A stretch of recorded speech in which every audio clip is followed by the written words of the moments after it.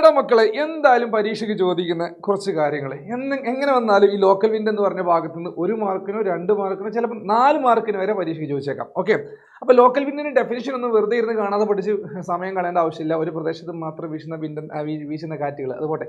നമ്മൾ പറഞ്ഞു വരുന്നത് ലു എന്ന് പറഞ്ഞ കാറ്റ്. ഇത് എവിടെയാണ്? അത് നോർത്ത് ഇന്ത്യൻ പ്ലെയിനിലാണ്, അഥവാ ഉത്തരേന്ത്യൻ സമതലത്തിലാണ്.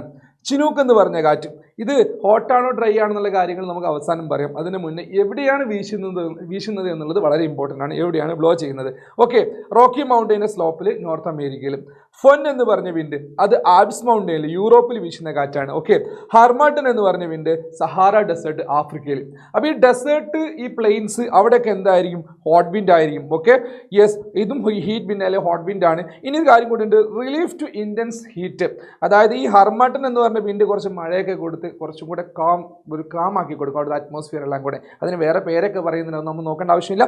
എന്തെന്നായാലും ഈ കാറ്റുകളും ഇത് വീശുന്ന സ്ഥലങ്ങളും വളരെ ഇമ്പോർട്ടൻ്റ് ആണ്. നോക്കാണ്ട് ആരും പരീക്ഷയ്ക്ക് പോവേണ്ട. ഓക്കെ, മാത്രമല്ല ഈ ചാപ്റ്ററുകളിൽ നിന്ന് ആദ്യത്തെ 2 ചാപ്റ്റർ പിന്നെ അവസാനത്തെ 4ാമത്തെ ചാപ്റ്ററിൽ നിന്ന് വരുന്ന പ്രധാനപ്പെട്ട ചോദ്യങ്ങളുമായിട്ട് വൈകിട്ടൊരു 6 മണി മുതൽ 6 PM ആണല്ലോ. ഓക്കെ, ഹിന്ദിയുടെയും സോഷ്യലിൻ്റെയും ലൈവ് ഉണ്ട്.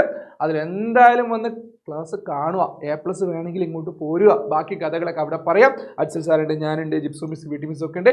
അപ്പോൾ ഇതിൻ്റെ ബാക്കി കഥകൾ അവിടെ പറയാം. ഇത് നോക്കാണ്ട് ആരും പോവേണ്ട, നിർബന്ധമായിട്ട് നോക്കിയിട്ടേ പോകാവൂ. ബാക്കി കഥ അവിടെ. Thank you, by.